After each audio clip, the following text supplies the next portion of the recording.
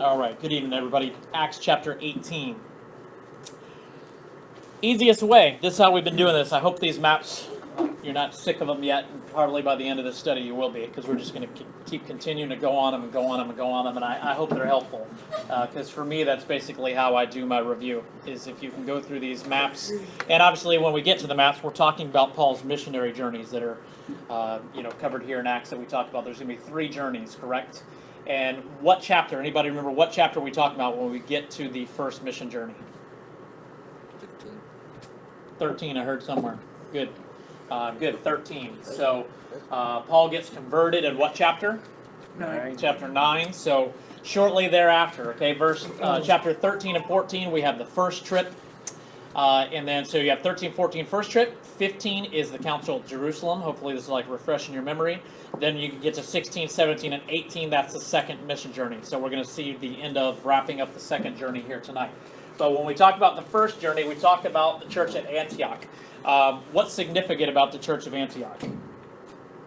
Or is there anything significant about it? What do you think about when we talk about the church at Antioch? The one here in Assyria. Remember, there's 2. There's Antioch and Pisidia.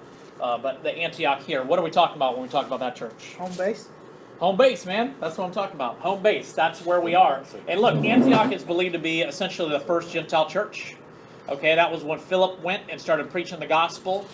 Chapter 8, I believe. Okay, right around the time that Saul was converted. Remember, the persecution was driving them out into other areas, and the Gentiles were starting to be believers.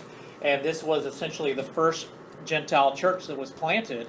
Also, when you go back, another significant thing about Antioch that I'm thinking about now is that it says, either in chapter 10, chapter 11, somewhere in there, maybe somebody can find it, it says that the disciples were first called Christians in Antioch. Okay, if you remember that. So the first time they were called Christians was at that church in Antioch. Okay, so that is home base. That is where they go to check on these Gentiles that are now becoming a church. And so then they then leave from there because they were commissioned by the Holy Spirit. And when I say they that went on this first mission trip, who is they? Good. So Paul and Barnabas, and who's our third guy? Good, and Mark. Okay, so the 3 go on the journey, but we know that Mark leaves from Cyprus and goes back home. And Paul and Barnabas go on the... You all right? I got to bring somebody to shore. Okay. But it's not working. Okay. Thank you, Brooke. Have a good night. Talk soon. They get up into Perga and Pamphylia, and we go through these cities, Pisidian, Antioch, Iconium, Lystra, Derbe, and essentially what's happening is he's going into the Jews first, right? Always to the synagogue first, but a lot of pushback, a lot of persecution from the Jews, but the Lord is opening the hearts in the path of salvation to the Gentiles, and that's essentially what we see. A lot of persecution in Lystra. Remember, they stone him, and essentially, almost to the point of death, or possibly to death. God raises up. He goes into Derbe. They go back then to check on those churches, and then they sail back to home base, back to Antioch. And that first mission journey took about a year, okay, about a year's time with Paul and Barnabas on their journeys, planting churches. We get to the second mission journey, and this is the one that we'll be closing up on tonight. So they're starting back in home base, right, is Antioch. And now Paul says to Barnabas, hey, let's go back and check on the churches and see how they're doing, the churches that we planted. Barnabas says, that's great, let's take Mark. Paul says, we ain't taking that dude. This is the Craig Campbell version, the Cliff Notes version. It says, that guy's out, I'm not good with him. So Barnabas takes and separates from Paul. He takes Mark down, and they come back through Cyprus, like the way of the first journey. But Paul leaves with who's his companion now? Timothy? No. Nope. Close. Silas. Good. So Paul and Silas now leave from Antioch, and they journey back up through this way. They go past Tarsus, which is where Paul is from. They then pass into Derbe, Lystra, Iconium, Pisidian, Antioch, the same churches through the area of Galatia that they've already been through, okay, and to strengthen them and to encourage them. Now they go on and they push into new ground, only they're permitted, remember, they're restrained by the Holy Spirit not to go into Asia and not to go into Bithynia. So they come up through this way, and they come to this coastal city, Troas. But before we get there, somebody mentioned them. So when they're here in Galatia, they get to Lystra, which is where Paul was stoned in the first trip. That's where they meet Timothy, young man Timothy, and he joins the party, and we know that he will be a lifelong companion of Paul until his death. And really it's going to be about when we get to Athens and all in that area that we're talking about now, we're in about 50 AD or so. Okay, so and Paul's going to die around 66 AD. So about 16 more years from that point. So, almost 20 years, that they're friends the last 20 years there. So from Lystra, they get up into Troas, and then we have somebody else joins the party. Who is that? Good, our writer of the book of Acts. Luke joins the cast there, and they go up then into Macedonia after they receive a vision. Paul receives a vision of a man saying, "Come help us." And he interprets that as they need to hear the gospel, right? That's an awesome thing. They get up into Macedonia, and that's where we get into chapter 16, chapter 17. We go through Philippi and the planting of the church. That's chapter 16. With Lydia, the seller of purple, with the demon-possessed girl, right? I'm just hitting these cliff notes. Hopefully you're recalling. We have the jailer and his family who's saved because Paul and Silas are praying and singing hymns at midnight. What an awesome part of the story that is. So they are imprisoned at that point. We've seen beatings, we've seen stonings, we've got imprisonment. Then they leave there. They go to Thessalonica. They preach in synagogues there. That's another church that obviously is key in Macedonia because there's going to be the two letters of Thessalonians that are going to be written back to them later. They go to Berea. Remember the mark of Berea. What was so special about that church in Paul's eyes? They read the Bible every day. Yeah, they were on it. They were up with the good. With the Says they beliefs. searched the scriptures daily, right, to see if these things were so. They fact checked them. They knew their Bibles. They checked it, and just a perfect example of exactly who we're supposed to be. Okay, in that I sense. think they were more open-minded and accepting it because of that. Good. Right? Yeah. Good. But opposition comes again because the Jews from Thessalonica track him down at Berea, and they send him, remember, by ship. They take a couple guys and escort him down through the waterways here down to Athens. So now we're into Greece down here in this area, or what's called Achaia in our Bibles at that time, which is Greece. So they get down to Athens, but Paul has left has left behind, I should say, Timothy and Silas. They stayed back in Berea for a while, but Paul sent when he got to Athens and said, "You guys come and join the party as soon as possible. Catch up with me." He preaches, remember, at Mars Hill in Athens to the men of Athens and the people that were so superstitious and they liked to do nothing but talk about new things and hear about new things. So they, of course, were wide open to listening to him. And some said they would listen again. Some mocked him, remember, and it said that some believed. Okay, and that's always what we're going to typically see, right? So then after that now is where we started last week. We got into the first part, maybe halfway through chapter 18, and he left Athens and got to Corinth. So as we get to Corinth, we talked about significance of Corinth. It is a Roman capital city. It is a huge city. I think I was telling you last week that what I was looking at and researching was that it's about 20 times the size of Athens that he just left and came from. So he leaves this superstitious place and he gets to this big, huge place, that is so wicked and carnal and evil. Okay, we're talking Sin City, we're talking Vegas, right? We're talking Sodom, whatever the picture is in your brain. That's what Corinth is, and we find that because in the two letters to Corinthians, which they're pretty long and lengthy, you're going to find there a very carnal church that he's dealing with because they have so much baggage there in that city. Okay, and they all have similar baggage in the sense of they're all worshiping pagan idol gods, right? And living life according to however they want to live it. And so, but it's magnified. Obviously, with the size of Corinth, there's just going to be more there. Okay, so we've seen that last week, but we saw a couple other things. Aquila and Priscilla. Okay, we saw two Jews that he met there. That again, here's two more that are going to be lifelong friends for the next 15 years or whatever it is at this point, 16 years before his death. I took you to some other scriptures and some other references of these two. And in fact, they're going to go on the journey with him. We will see when he leaves Corinth. Okay, so, and remember, what was their bond? What was, obviously Christ is going to be their bond as they're believers. But what was the other thing that kind of connected the three of them? Good, their occupation, right? They were tent makers as Paul. And so that, gave them that bond there to start with. And so they meet there, but also his fellow companions show up here in Corinth, right? Timothy and Silas show back up, and they join back to Paul now. And it actually says, I want to go back to this because we didn't get into this last week. Look at verse 5.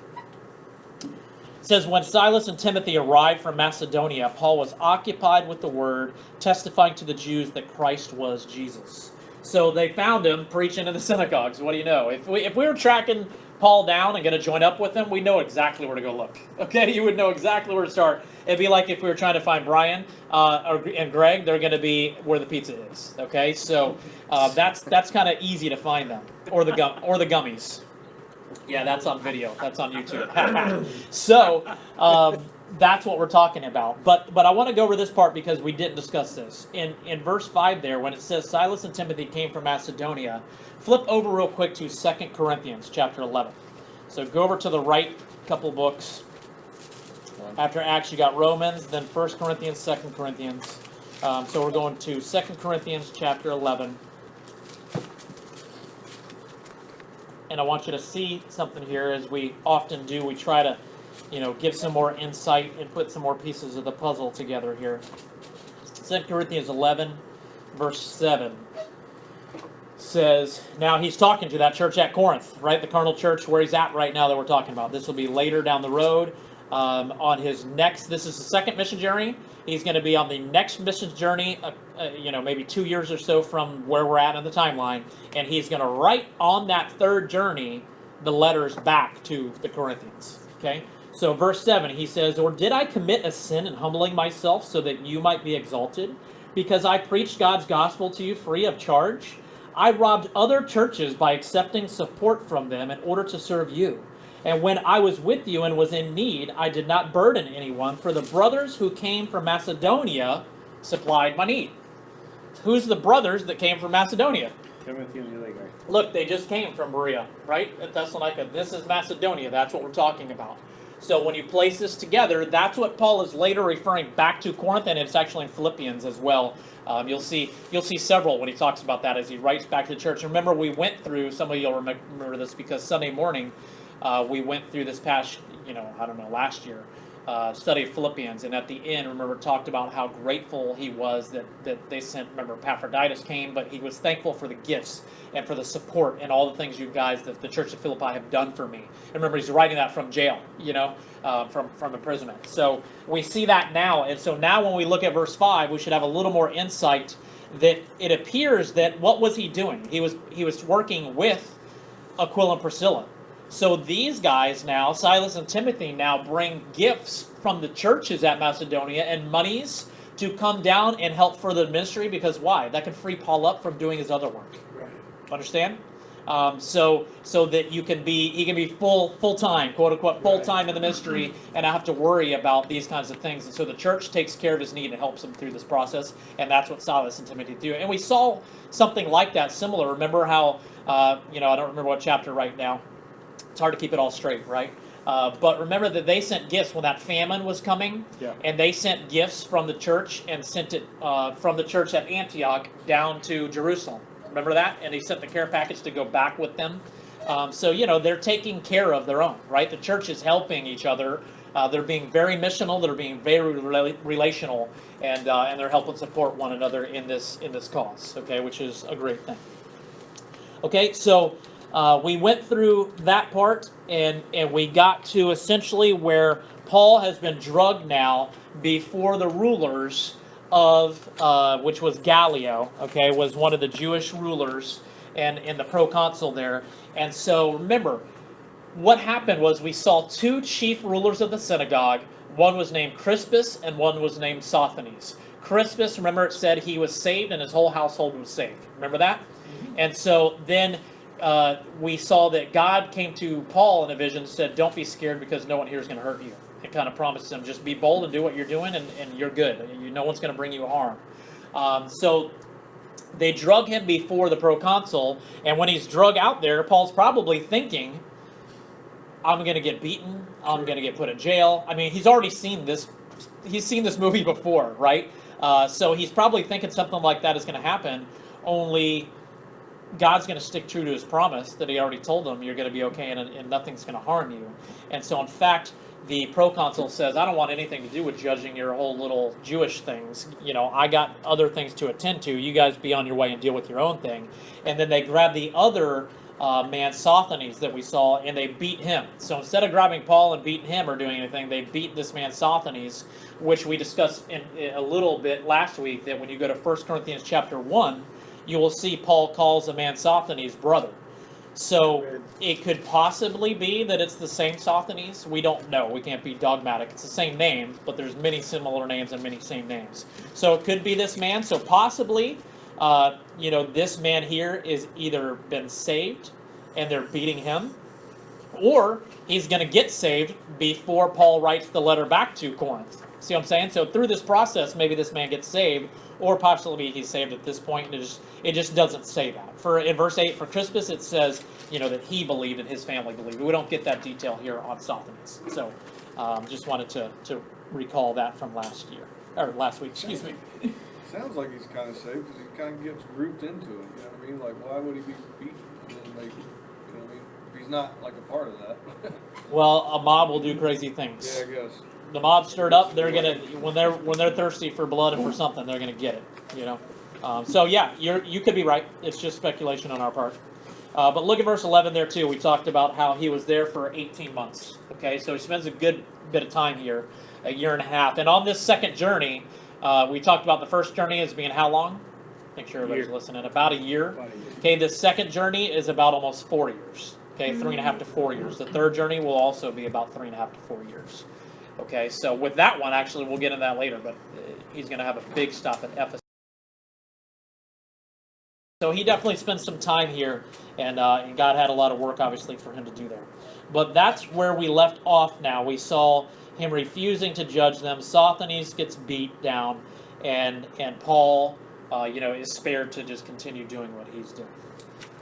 Okay, so with that, any thoughts, questions, comments before we pick up? Okay, good deal. Let's pick up right at verse 18. That's where we were. It says, after this. So after what? After the beating of Sosthenes, right? That's the context, what we're talking about. Paul stayed many days longer, and then took leave of the brothers and set sail for Syria, and with him Priscilla and Aquila. And at Cenchrea he cut his hair, for he was under a vow. And when they came to Ephesus, he left them there, but he himself went into the synagogue and reasoned with the Jews. Hey, what do you know? Verse 20. When they asked him to stay for a longer period, he declined. But on taking leave of them, he said, I will return to you if God wills, and he set sail from Ephesus. When he landed at Caesarea, he went up and greeted the church and went down to Antioch. After some time there, he departed and went from one place to the next, then through the region of Galatia and Phrygia, strengthening all the disciples. Now a Jew... Where are you at? That's okay, verse 24. Now a Jew named Apollos, a native of Alexandria, came to Ephesus. He was an eloquent man, competent in the Scriptures. He had been instructed in the way of the Lord, and being fervent in spirit, he spoke and taught accurately the things concerning Jesus, though he knew only of the baptism of John. He began to speak boldly in the synagogue, but when Priscilla and Aquila heard him, they took him aside and explained to him the way of God more accurately. And when he wished to cross to Achaia, the brothers encouraged him and wrote to the disciples to welcome him. When he arrived, he greatly helped those who through grace had believed. How did they believe? Through grace. For he powerfully refuted the Jews in public, showing by the Scriptures that Christ was Jesus. Father God, we love you. We again come to you and ask for understanding, for enlightenment, for wisdom, for application, just to feed us your word, God. We ask in Jesus' name tonight. Amen. Amen. Okay, so we saw how God fulfilled his dream. We talked about that, how he protected Paul. So now we see Paul stays many days. So he stays there for quite some time. We talked about a year and a half there. And so now he's decided to leave, and it says he's going to set sail for Syria. So what are we talking about there? Why is he setting sail for Syria? Remember the map? What's in Syria? There you go. Home base. Right? Home base. Antioch is over here, remember, in Syria. So he's ready to set sail and go back to home base and get home from this trip. Okay, so now it says also, look, Aquila and Priscilla go with him. Okay, so now you've got two more they're joining the journey. Only you notice in verse 19 it talks about how he's going to drop them off there. Okay, but before we get there, let's get into verse 18, the rest of that. At Caesarea, it says he cut his hair, for he was under a vow. Go back with me, if you will, to Numbers chapter 6. Old Testament journey. Flip it back there. Blow the dust off the pages, whatever you got to do. What do we got? Genesis, Exodus, Leviticus, Numbers, right?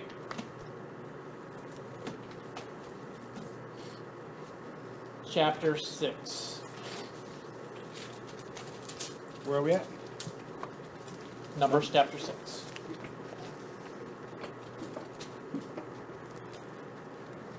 I want you to see a little bit here. We're going to read from verse 1. Put this into context a little bit. What does anybody think of? Anybody have any clue? This is only the half part of one verse, but why do you think I want to dig into this at all? What are we talking about? He's just getting a haircut. What's so special about that? Nazarene? Brian thinks nothing, man. Every day. The Lord. Do you think he was a Nazarene, Bob? Sure. Yes. Certainly. Because the only hint that we have there that I think, just me, is when he says that he goes up to Jerusalem afterwards. Because he had a time span With the vow. with the vow. I understand. Yep. That's exactly where we're going. Because it says he had his haircut. Why? For or because he was under a vow. Right. Okay, so let's go back and look at the Nazarite vow that Manny's referring to. And what should that bring to mind? Anybody think of somebody that... Samson. There you go. That was a lob. That was a lob, man. Anybody named Samson can think of anyone that was under a Nazarite vow from birth? Yeah, so Samson and Delilah, right? I know a lot of us are familiar with that story, but not all of us, and that's okay. But the Lord had sanctified or separate Samson from even birth to be a Nazarite, okay? But it didn't mean kind of like for Samson maybe that it was more of a way of life and a longer thing, which it was. It wasn't that the case for everyone, okay? This was a vow that people would make, and I want to show you this in Numbers chapter 6. Verse 1 it says, And the Lord spoke to Moses, saying, Speak to the people of Israel and say to them, When either a man or a woman makes a special vow, the vow of a Nazarite, to separate himself to the Lord, he shall separate himself from wine and strong drink. He shall drink no vinegar made from wine or strong drink, and shall not drink any juice of grapes, or eat grapes fresh or dried.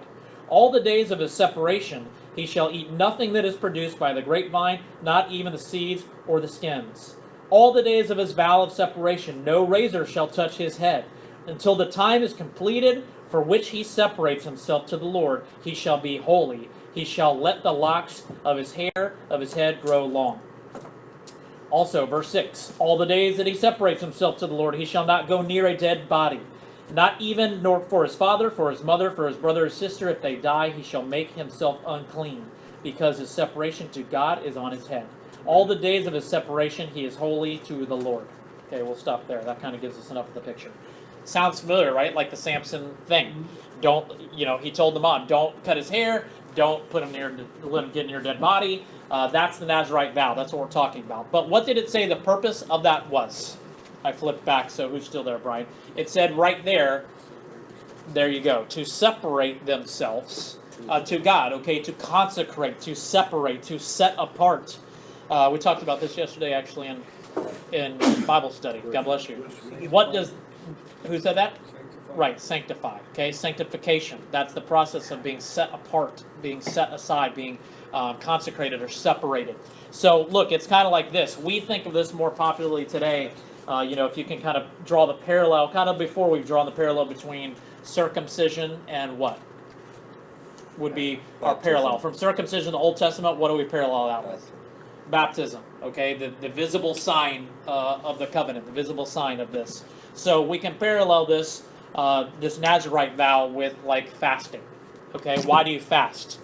You fast to draw closer to the Lord, to set aside physical things.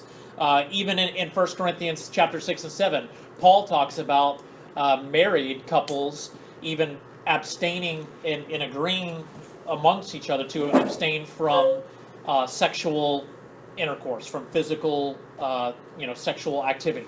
And he says to do that as long as you've agreed upon it between the two of you, but to come back together at the end of your time so that Satan doesn't tempt you. Okay, so we see different things where you abstain from things, and like fasting from food would be a prime example, that you do it for a purpose, and it's to draw closer to the Lord, okay, through prayer, obviously, through that entire time. That's what you're trying to do, to say, look, I'm not reliant upon food. I'm more reliant upon your will and your word, and I want to know you more. I want to draw near to you, and so I'm dedicating this time to set as a focus more intentionally. But it sounded like the opposite. Like he did, like Val sounds like, don't cut your hair, don't touch it with a razor. Then he say he got it. Good. So Good quick. Good seems call. like backwards. Good. Perfect. So let's talk about it. It says to not cut their hair. It says to not do these things for the period of time that's been designated. So when I fast for 2 days, what do I do at the end of that? Eat like a madman, right? But you see what I'm saying? So after this, so look at the verse. It says back in Acts 18, verse 18. It says he cut his hair at Centuria, for he was under a vow. So he's coming out of a vow. Understand? Okay. So he's been letting his hair grow. We don't know for how long, what the extended period of time was, and that's why I took you to show you. It could be for whatever they decided the time was, to not do that. So he was under that time frame, like Manny was saying, under that clock that he decided. Now it's over, and as you read the rest of chapter 6, we just, for time's sake, we didn't read the last 30 verses, that when you're completed with the vow, then you cut off your hair. Then you shave all the hair off to like complete the thing. So now you eat the whole pizza at the end. You shave their head and they cut it off. So now he's completing the vow, and that's why Luke is bringing this up to tell us he's cutting his hair here, because he just completed a vow to draw closer to God in the work that he's doing. Yes, sir. I get that it's a Nazarite vow, but I mean, is that basically like the Nazarite religion set forth that amount of time?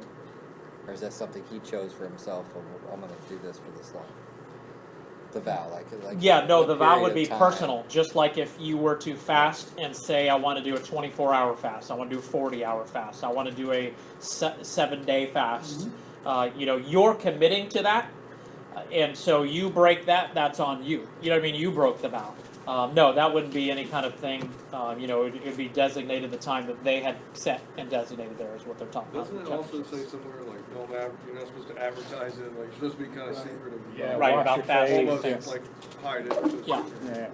Yeah, Good. that's on Matthew, right? It says, That's right. Went right through that about the Pharisees Yeah, sucking in their faces and acting like, oh, woe is me because I'm fasting. Right. Yeah, good. Okay, verse 19. Remember, he's on his way now. Okay, so let's get back to our trusty map. Here you go. Here we are in Corinth, right? Athens, Corinth, and you see the third little dot there. There's Centuria, right here in Greece. Okay, so coastal city. So they set sail from there to get to Antioch, but they stop here in Ephesus. So see, we're coming across the pond here, right, Pete? We're coming across here, and we're coming to Ephesus. And then from there, we're going to see they're going to go down to Jerusalem, to Caesarea. So that's what we're talking about in verse 19 when it says they came. Why would they come to Ephesus? That's a stop. They stopped there on the way back home. That's on the other hand. Can't make it the whole way. It's a pretty long haul. Yeah. So, Is there a book that and you'll see that in the third one too. They make other trips and come another way and stop somewhere else as well. So, When they're talking about shipwreck, like what do they mean exactly by that? Like they're just well, they haven't done it yet, but it's going to happen. We'll get there. It's coming to the end of the ship Acts. goes down in the That's where that ocean, is. Or Huh? they're stranded on some like desert island, or what? I don't know. Both. What does that mean? Yeah, they both. Yeah. We'll get there. Give us a couple months. Read ahead. Is Centuria? Was there a letter to the centurions, or is that different? That's written in Rome. The what? I'm sorry. Isn't there a book that's Centurion? Not in here. Okay. No, sir. No, but there is. right. Oh, Centurion. There Right, I you go. knew that's a Roman person. Right, that's a Roman And soldier. Centurion was also, Gotcha. the people that lived in Centuria. That's- Good. Okay, so they came to But he Ephesus. said there's another God. And Aquila and Priscilla, it looks like they stay in Ephesus, right? Because it says he left them there, but he himself went into the synagogues with the Jews. And as he continues his journey, he's left them there. And we also know that because of the they, them, that Luke is not with us anymore, which we talked about before. He's still up in like the Macedonia area. And they're going to reconnect back with him in that area on the third trip. So Luke seems to be having home base up in Troas and up in Macedonia, where we're gonna see that Aquila and Priscilla have home base right here, like in Greece and in Ephesus. Is that the only reason they know Luke wrote this?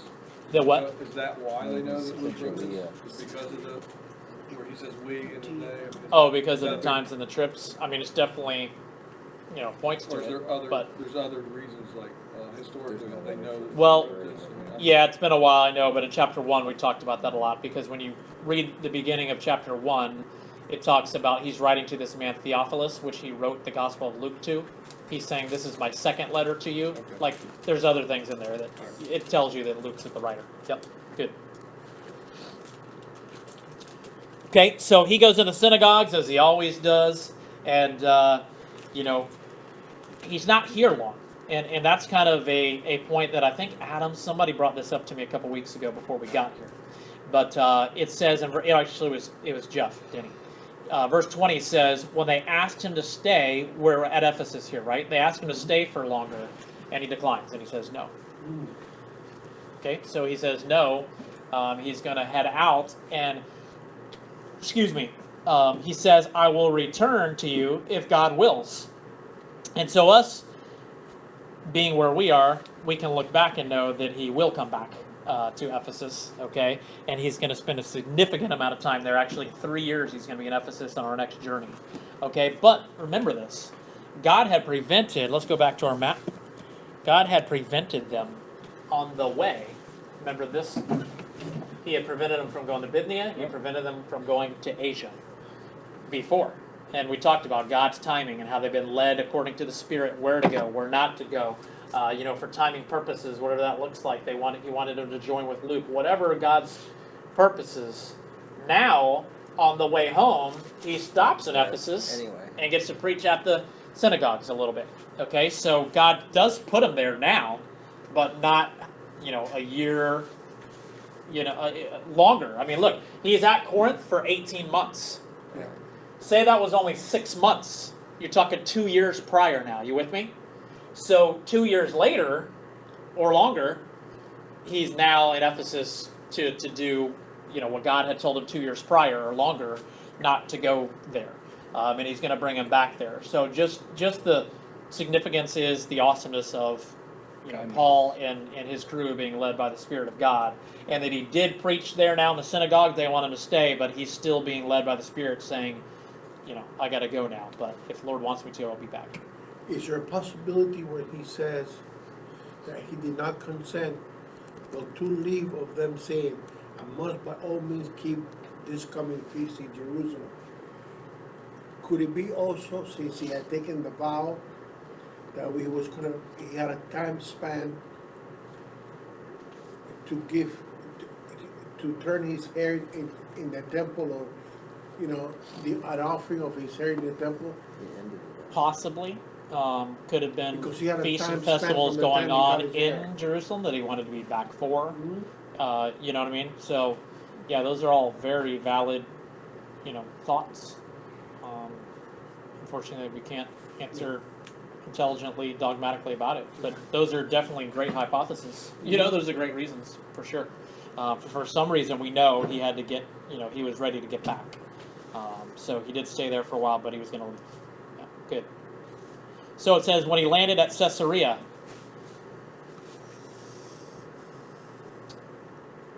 he went up and greeted the church. So what are we talking about there? If we come up, let me go back to our map. I should have put another map in there. So here's our journey.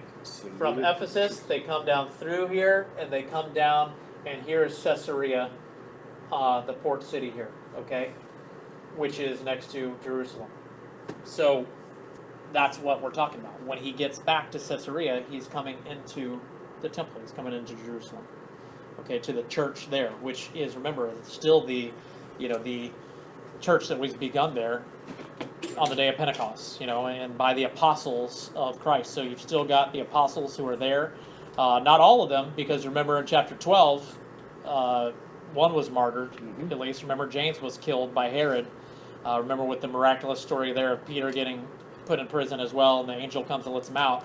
But we know that the rest of them, that was their home base, right? The church at Jerusalem was the home base for the apostles, other than like Paul, right? Peter, John, all those guys are there. I mean, and then he did that, like, wasn't that kind of a theme too, when every time he came back, even from the very beginning, they kind of like reported back and talked about. Exactly right. I mean, think about it, right? They couldn't just do, things that we would do. I mean, they couldn't just pick up their iPhones and call and say, "Man, you should see what happened today, dude. This is crazy. Paul got stoned to death."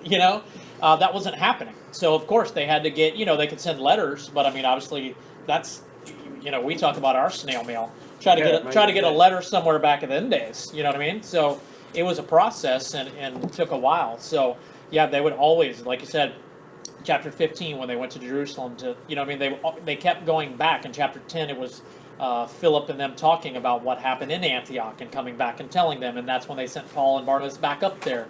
The constant reporting, and because why? They're telling them, here's what God's doing, man.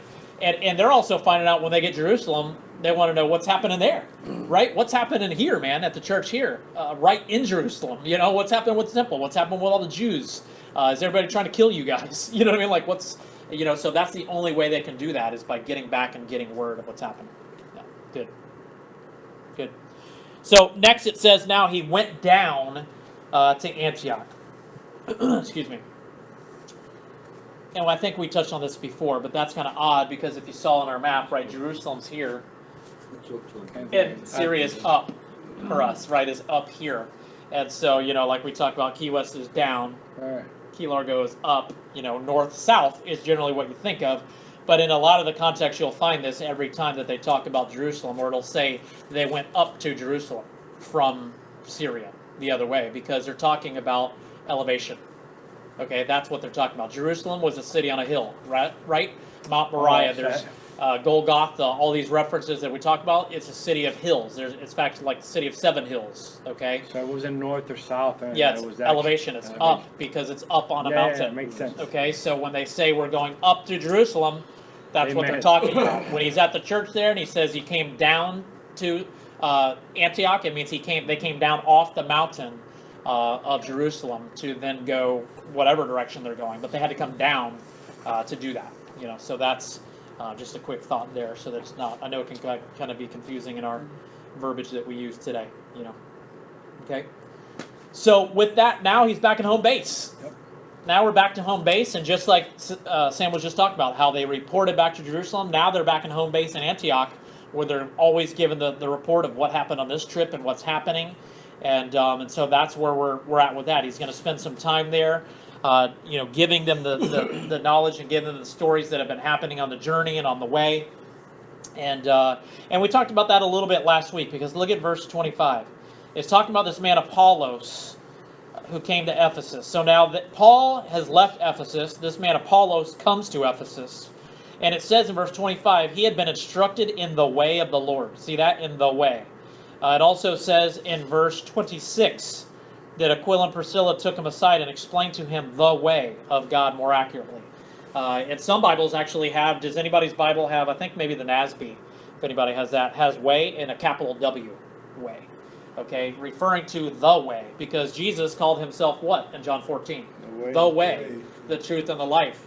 And so we didn't have this verbiage that we have today of, he knew the ways of the Christians.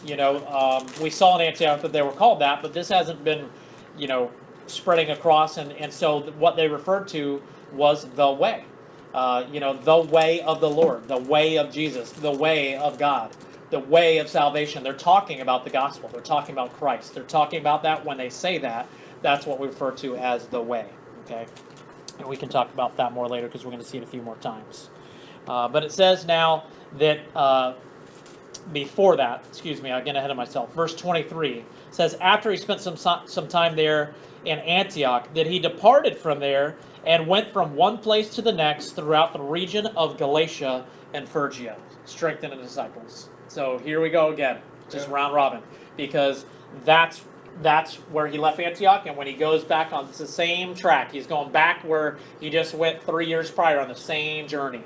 When we're talking about Galatia and Phrygia, those are the areas. That's the Antioch Pisidia, that's Lystra, that's Derbe, that's Iconia. That's all the churches planted from the first trip. Now he's saying now he got there, stayed a little bit, and now he's going back again.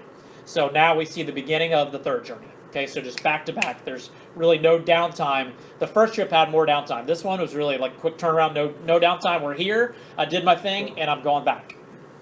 No, just, I don't know, I saw it clearer this time. He's doing the third journey back there, just like so clear that God has specific, you know what I mean, like plan a group of people, like, look, this is going to be your whole rest of your life, and it's a very specific thing that I want you to do, you know what I mean?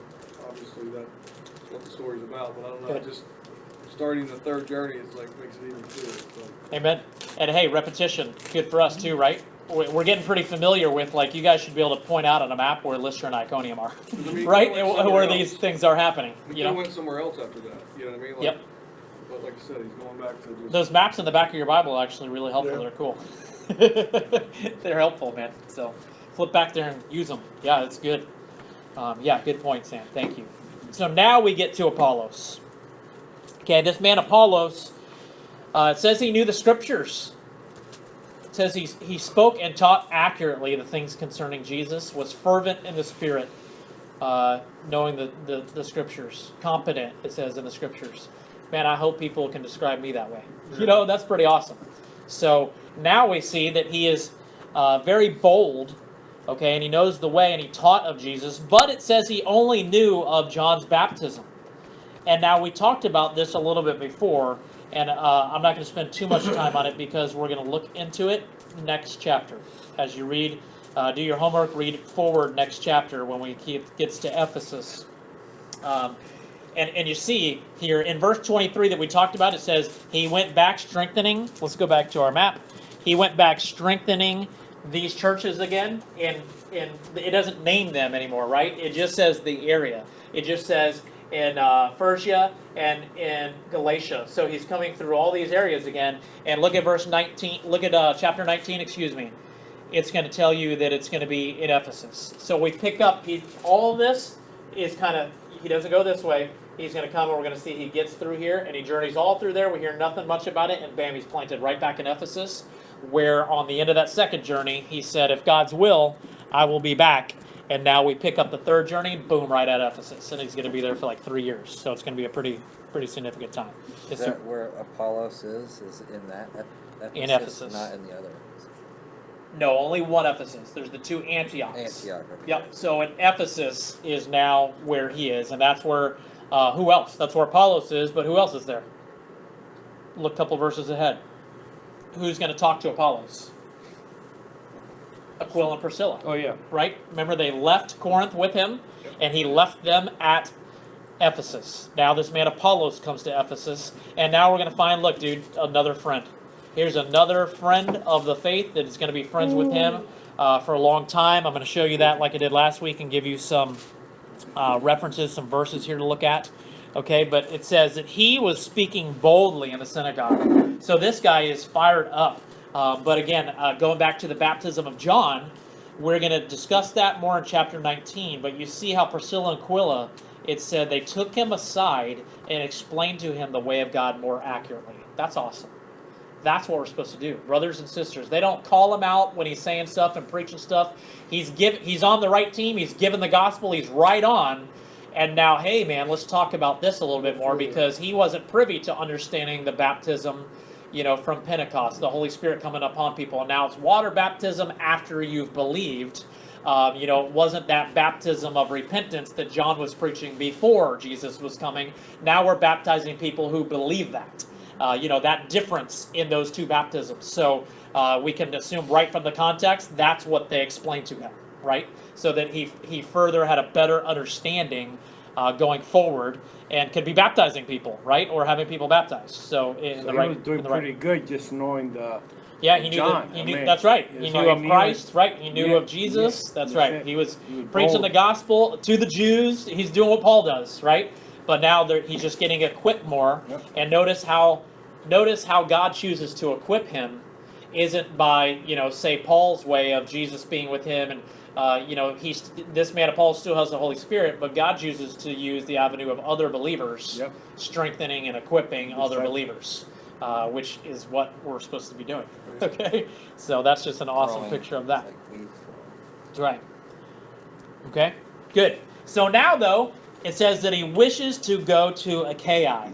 Now, what are we talking about when we're talking about Achaia? He wants to cross over to Achaia, and that is back on our map. Thankfully, it's not far. It's going back and forth.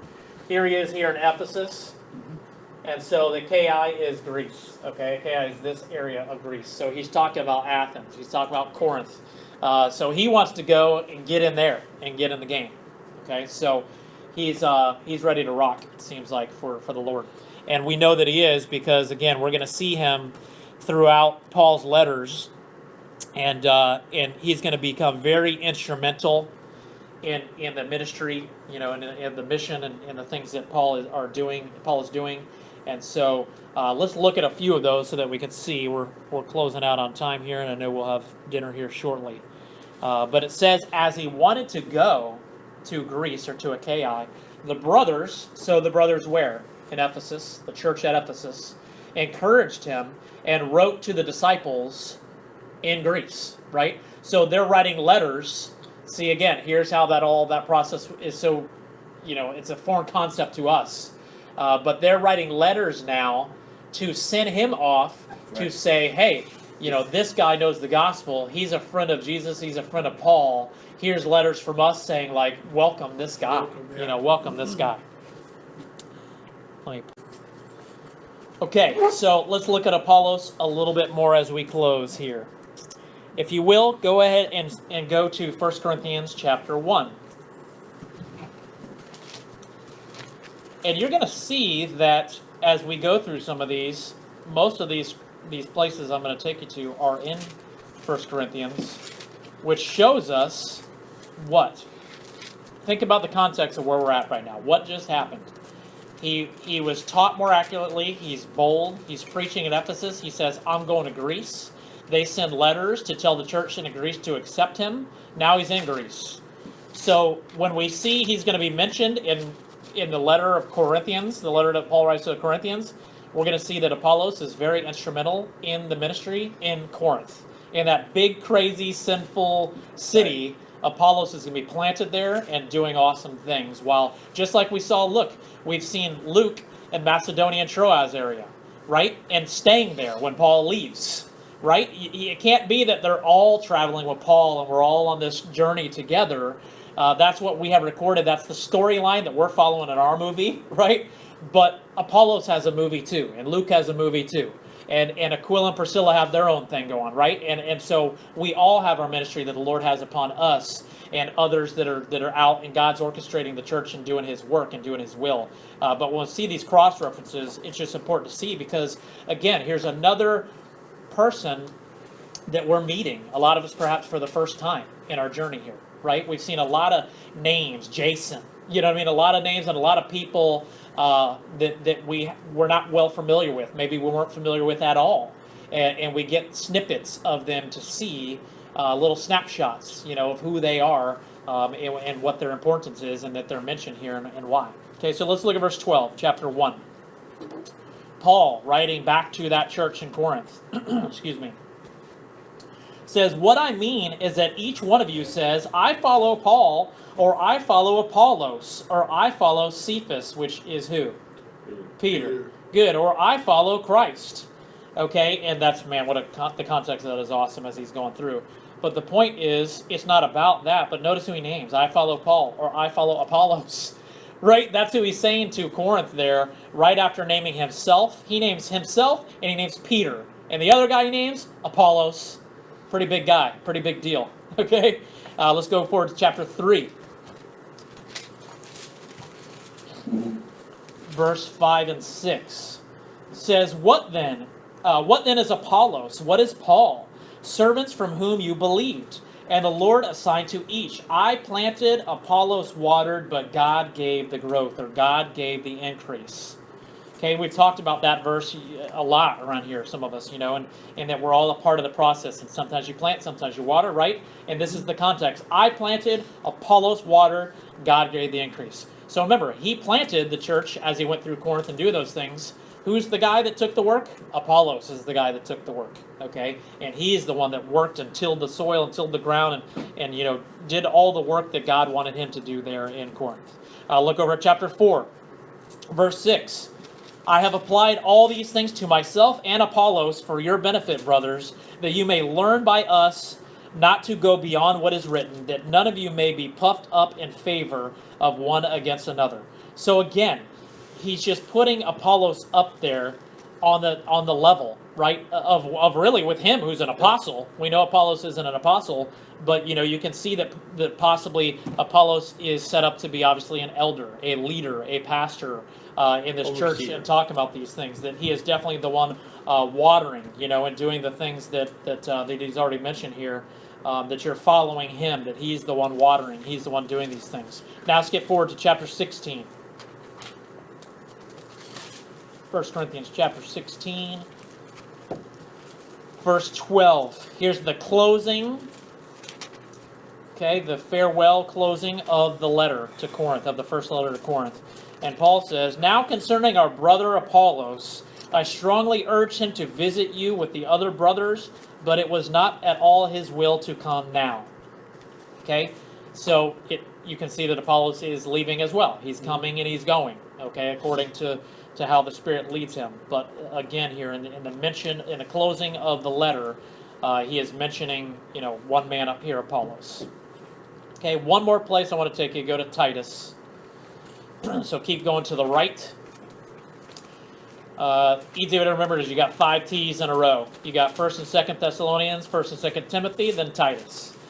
Taught kids Sunday school for 10 years. You learn little things on how to help them memorize books of the Bible, which they can all destroy you. If you don't know your New Testament order, that those kids will take you down, dude.